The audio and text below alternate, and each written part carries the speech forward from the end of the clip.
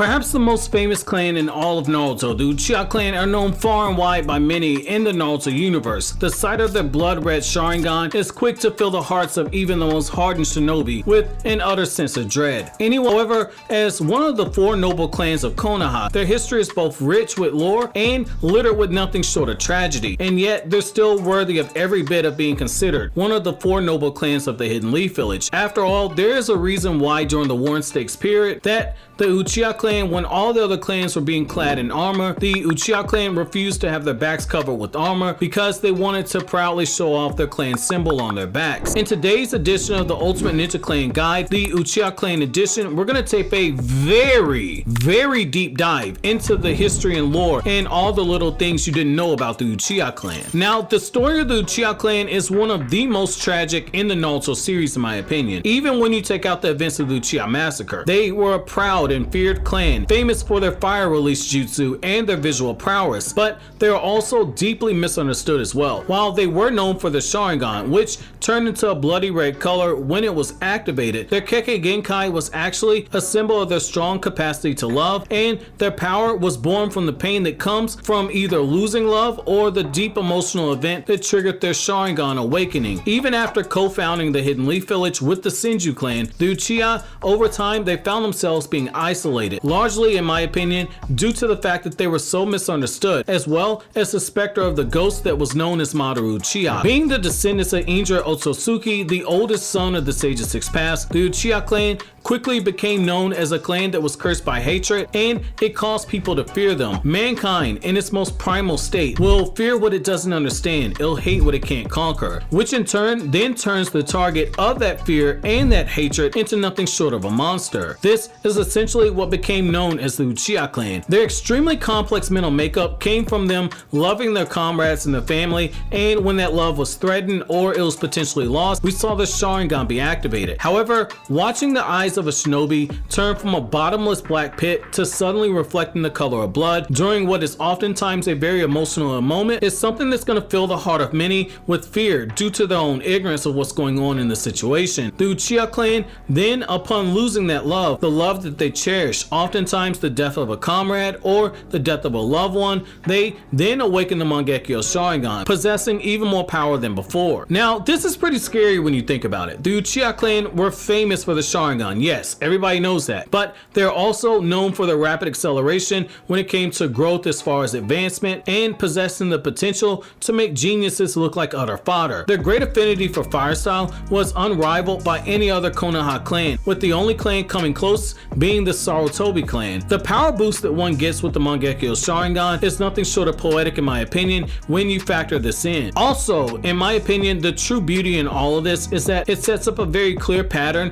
in a very humanistic way. Just as a living organism will adapt to its surroundings when faced with a threat from a predator or some type of ecosystem change, so too did the Uchiha evolve. First, when their love was threatened or it was taken away from them, they awakened their Sharingan in defense. The Sharingan then gives them more power to overcome whatever has threatened the source of their love or whatever has taken away that love from them. The Uchiha then trained to master the Sharingan, gaining more skill and power to protect their loved ones, progressing from a 1 Tomoe all the way to a 3 Tomoe Sharingan. However, it's upon failure, it's upon losing love once again, that the Uchiha are forced to evolve by awakening their Mangekyo Sharingan. Ideally, that boost in power gives them enough strength to take down whatever took what was precious from them, and each eye in the Mangekyo Sharingan is given its own unique ability, once again even further evolving the Uchiha to be more equipped to handle whatever threat took away whatever it was that they cherished. The eternal Mangekyo Sharingan is yet another sign of evolution, and in my opinion is actually the saddest out of all of the Sharingan. While their Mangekyo Sharingan gives them the power to prevent any type of further loss of their loved ones, with each use it does begin to take away the eyesight of the user, eventually causing them to lose the power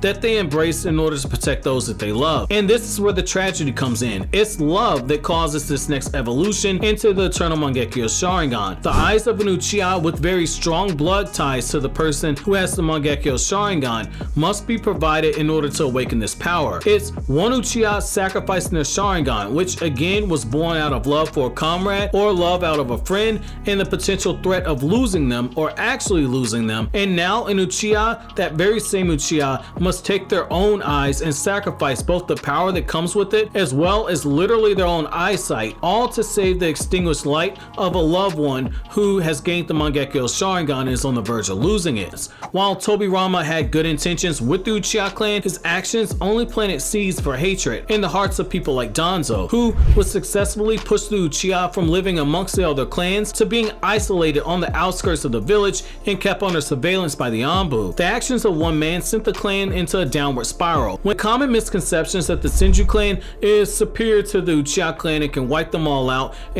any given moment, but that's really not true when you look at it. Hashirama was superior to all the Uchiha, but Hashirama's pretty much the John Wick when it comes to killing Uchiha clan. Tobirama Senju was someone who was closer to Izuna Uchiha, but Tobirama was also a prodigy from his clan, and even given all of that, when Madara was fighting Hashirama, when Tobirama saw Madara's perfect Susanoo, Tobirama said, "Alright, I'ma head out now." It's also important to remember that during the Warring States era, you had just as many people from the Senju clan fall at the hands of the Uchiha and vice versa. The fear that another Uchiha could rise up with the same ideals of Madara and the potential of Madara fueled the hatred towards the clan, because most clans couldn't hope to defeat the Uchiha clan in battle if they suddenly took up Madara's will, and there was a fear that was rooted in not actually understanding the Uchiha. Throughout the history of the clan, there would be some who would try to inherit Madara's will, some like Setsuna Uchiha, who plotted to have Tobirama overthrown as Hokage, because Setsuna, a prodigy himself in the clan, saw what Madara Uchiha feared had actually come to pass. The Uchiha clan were being pushed under the foot of the Senju, not being allowed to fully reach their potential because of fear and hatred, both rooted in misunderstanding of their clan. While Setsuna was the one who was planning to lead a rebellion against Tobirama, which never actually got off the ground due to the First Great Ninja War and Tobirama dying in that war, Setsuna wasn't actually a clan leader, and so it was a little harder for him to mobilize. In all the history of the Uchiha clan, there have only been two people who've been stated to be clan leaders of the Uchiha: Madara Uchiha and Fugaku Uchiha. Fugaku, despite being a generational talent that was mentioned in the same breath as Minato and as well as Orochimaru, which I've already covered in another video talking about Fugaku's resentment towards Minato being named Hokage. Despite being acknowledged by Danzo and Hiruzen as being someone who could rival Minato, during the night of the Kyuubi attack, the Uchiha were forced to stay away from the battlefield. A clan who held a strong capacity to love was prevented from defending the village that they loved and the people that they loved inside of it. It was again because of the fear and hatred for the Uchiha. Fear in that the higher-ups knew that Fugaku was skilled enough to control the Kyuubi, and fear that it was actually Uchiha who was leading the attack on the village. Hatred because the Kyuubi was on a rampage. The power of the Nine Tails, it dwarfed anything that anyone from Konoha would ever hope to be able to combat. Hashirama Senju was the only one who could stop the Kyuubi, but Hashirama's dead. Only Minato had a prayer's chance in being able to stop the Kyuubi, and even then, after all of his heroics, Minato still found himself dying. Ironically, in an incident where the Uchiha clan were blamed for the deaths of many, ended in a sacrifice that was made by a father who loved his wife, he loved his son, and most importantly, he loved his village. A clan who held the capacity for love was now the one who bore the hatred that came from the deaths of many who died during this night. Misunderstood, much like their ancestor Indra Otsutsuki was. Fugaku went from being a man who once had dreams of becoming Hokage to secretly plotting a coup d'etat on the very same village. All while all this was going on, Fugaku could feel the oldest son, who he had groomed to be the next heir of the clan, he was now slowly slipping away from him. The Uchiha Massacre would see a member of the Uchiha clan, who was more of a pacifist, be tasked with eliminating his entire clan. It would be on the orders of Danzo that Itachi would be forced to kill the elderly couple who used to get Sasuke food on his way home back from the academy every day. He would be forced to rip babies from the arms of their mothers and drive a blade through their hearts. His own lover, Izumi Uchiha, Itachi would be forced to kill her in the most heartbreaking way, which I've covered in another video on this channel. Itachi's own parents, who had brought him into this world, Itachi would have tears in his eyes as he prepared to kill them, with his father Fugaku loving his son so much that he refused to enter into a death match with his eldest son, choosing his love for his son Itachi over a fight for survival, even if it meant dying at the hands of that same son. At the tender age of 13 years old, Itachi was forced to kill his entire clan. The culmination of all the fear and hatred towards this misunderstood clan, a 13-year-old boy who was scarred by being taken to the battlefield at age 4 now carried the cross of being known as a clan killer. all for the love of his village, and most importantly, all for the love of his brother. And ironically, it was through all of this hatred that he felt inside of his brother that through love, Itachi wanted to give Sasuke the power to protect the village as well as to avenge his clan. It's a very beautiful irony. The clan who proudly refused to wear armor to cover their backs during the Warring States era because they wanted their clan crest to be showed for everyone, which was, on a side note, should make you guys see the deeper meaning behind Madara refusing to leave his back exposed even when he peed, because if Madara would have been in battle, then his back would have been exposed, and if his back is exposed, you see the Uchiha clan crest. What's also truly fascinating about this is the fact that the Uchiha clan, this very proud clan, found itself being stabbed in the back by someone that the clan viewed to be the next savior of the clan. However, just as fire nature is the chakra that is most associated with the Uchiha, fire is also seen as a form of rebirth, with the phoenix rising from the ashes to begin anew.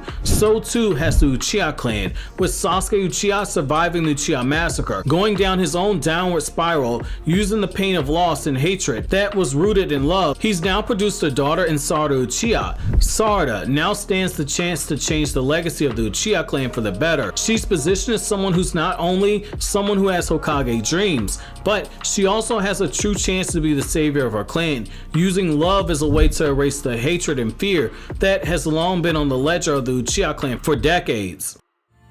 Well guys, that's gonna be it for this installment of the Ultimate Ninja Clan Guide. Let me know who you guys want to see me cover next, and if I like it enough, I'll cover them after I cover the 4 noble clans of Konoha. But as always guys, if you like anything I had to say, don't forget to comment, rate, subscribe, and share. Thank you so much for watching all the way to the end. Have an awesome day guys.